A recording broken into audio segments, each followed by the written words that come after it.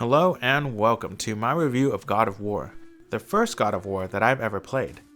Being brand new to the series, I was having a hard time deciding where to start.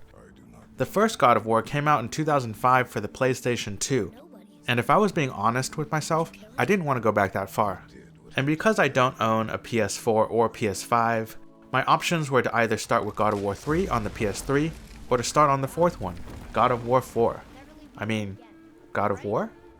Turns out, Sony had a reason for dropping the number, besides wanting to make your life more difficult during conversations.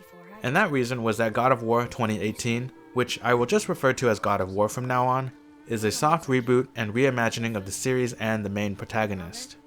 It continues the story, but after seeking some anger management counseling, Kratos decided he needed to change so he wouldn't die from a stroke.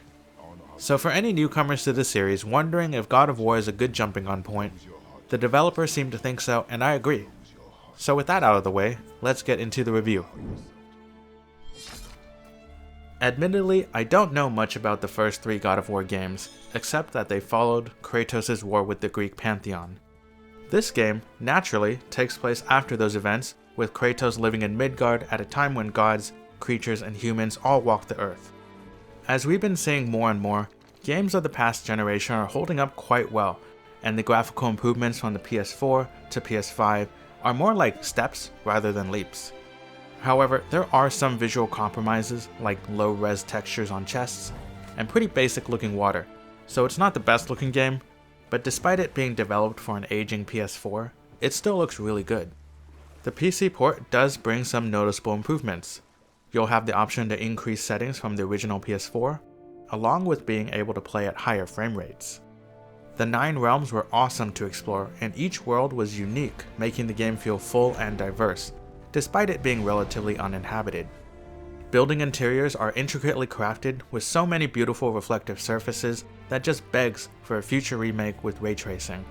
It's one part inspiring, but I also shudder to think what kind of hardware would be needed to power such a feat. But that's just hypothetical for now. God of War in its current state runs really well on a fair range of hardware, and looks great with very little to complain about. The vibrant environments and mythical creatures made the world feel magical. The Norse realms were filled with wonders, giant snakes, giant turtles, fearsome trolls, and much, much more. I love that everything was prehistorically oversized, and the setting definitely captured and held my attention with an unrelenting grip. The entire game was done in a single shot with no camera cuts, no fade to blacks, or loading screens. Think of the film 1917, which was done in 2 continuous takes, and Hellblade: Senua's Sacrifice, which is the only other 3D video game to accomplish this prior to this one. One change from the previous entries is that the camera now hovers much closer to Kratos, but that didn't bother me at all. What did bother me was the camera sway that was turned up to max by default. I don't usually have an issue with motion sickness, I'm fine with roller coasters and VR, but this was pretty severe and very nauseating. Once I turned off the vomit setting, the game became playable and I could once again walk without wanting to hurl. But other than that, traversal was surprisingly linear, even more so if you focused only on the main story objectives. The world does open up a little bit as you progress, with more layers of the map being revealed that encourage backtracking and exploration, so don't worry if you left any unopened chests behind. Traveling felt pretty good, it wasn't too slow, and there were a good number of puzzles that kept things interesting. My only other gripe, aside from the camera sway, is that the game treats you like a child during the first half, giving you too many hints right away without giving you a chance to solve the puzzles on your own. This becomes less of a problem later on, so overall, roaming around the world was seamless and fairly enjoyable. You'll find a dozen or so side quests and a ton of collectibles, giving achievement hunters plenty to work for. God of War manages to incorporate these activities in a way that doesn't make the game feel bloated. Never positioned too far off the beaten path, materials, lore markers, and artifacts could be found just about everywhere. Solving puzzles to obtain treasures was actually really fun, and chests provided meaningful items and upgrades that could be used for crafting or character progression, so none of it felt like a waste of time or filler content.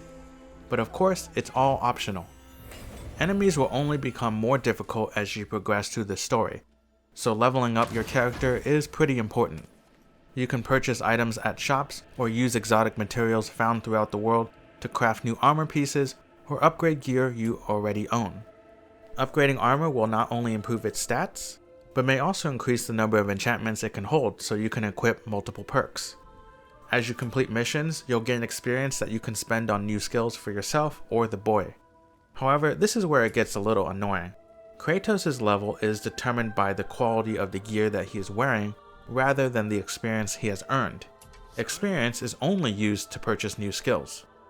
Defensive abilities can be purchased at any time, but offensive abilities are locked to your weapons level, which is separate from your overall level. Upgrading your axe or Atreus' bow will require materials obtained through the main story missions. There's no shortage of silver or experience though, so spend them to your heart's desire.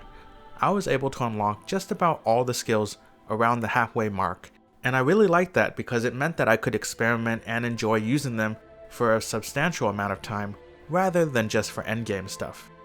Unlocking new skills was fun, but character progression wasn't the most intuitive, and it doesn't help that the UI wasn't the easiest to navigate. But it's just something you'll have to tolerate since it's the only way you can access cool powers. And you'll definitely want to use these new powers in combat, so it's worth having to go through this trouble. If the presentation is the face of the game, then the combat is its beating heart. God of War's combat is very well developed and heavily mechanics based, drawing inspiration from games like Dark Souls. Don't worry about it being too difficult because God of War does offer a few options if you don't feel like smashing your head against a wall. The game's free-flowing combat at its most basic consists of light and heavy attacks, as well as blocking and dodging. The combo system was relatively forgiving, and chaining together light and heavy attacks felt very fluid, while a perfectly timed block would result in a very satisfying parry that would stagger an enemy. Fighting alongside you will be your boy Atreus, who is quite powerful in his own right. He wields a bow and will attack on his own, but you can also command him to aid you as well. A well-timed shot can interrupt enemies, and his special move can deal a substantial amount of damage. Consistently attacking an enemy will build its stun meter, which will allow you to perform a brutal finisher. As you spend experience on skills, you'll learn new offensive and defensive abilities that will add another layer of depth, making combat even more fun. Furthermore, in addition to your basic attacks and all the new abilities you've learned are weapon runes and talismans that are cooldown based abilities that slot into your weapon. You can freely change runes at any time, allowing you to experiment and find the exact runes you like. All of this is good, but it would be nothing if not for the encounters. The sounds of your attacks conveyed Kratos' raw violence in a way that very few games are able to do. The reaction of your enemies showed the force behind your axe swings, and your punches equaled Mike Tyson at his prime. God of War makes you feel powerful, but it doesn't make the mistake of making you overpowered. Fights aren't something you can button mash to victory, but require some skill and precision. Battles increase in intensity just as your own fighting ability improves, so the power creep was well balanced. This game also features some of the best boss fights of any game, and they will put your entire arsenal to use. Most boss fights were pretty unique and had a gladiatorial feel to them, showcasing Kratos' immense power. God of War's combat is really special, and is easily the strongest part of the game. Unfortunately, the weakest part of the game, at least relative to everything else, is its story. It starts off with Kratos cremating his second wife, the mother of Atreus. Her last wish was for her ashes to be scattered from the highest peak of the 9 realms, and that's where your journey begins. In my opinion, the story is a bit sparse, but there are a few cool reveals during the latter half of the game. Much of the story is told through exposition, and it mostly retells Old Norse tales, which is where it kind of falters. Much of God of War seems to be getting you familiar with Norse mythology, and it feels like it's setting up for something much bigger. I did enjoy the father-son dynamic, which is where most of the character development occurs, but it does take some time to start rolling. I hope its sequel can improve on this because it's genuinely very interesting. The story may not be the most substantial, but it's still a decent story and I still enjoyed it, but I think it's just supplementary material to the game's strengths, which is the combat and presentation. The voice actors for Kratos, Atreus, and the Witch did a fantastic job, and even the minor characters were compelling. Motion capture was also implemented fairly well, and the audio sync was pretty on point. God of War's music had a few notable tracks, and the boss fight music was also pretty good. It doesn't elevate the experience to the same extent like it does in other games, but it would definitely feel empty without it. In 2018, God of War walked away with highest honors. Not only did it win Game of the Year, it also snagged Best Action Adventure Game and Best Game Direction.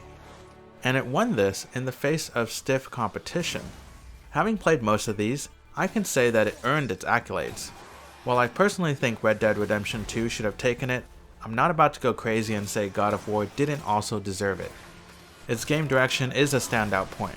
The world was visually striking and free from loading screens, and the camera work was really good once I turned off the vomit setting. God of War's story is decent, and is brought to life by good music and voice acting, but its combat is truly what makes this game special. If you're interested in a highly polished experience set in a beautiful world with fantastic combat, then I highly recommend God of War. Thank you so much for watching. Let me know what you thought of God of War and what you'd like to see in its sequel. Until next time, see ya.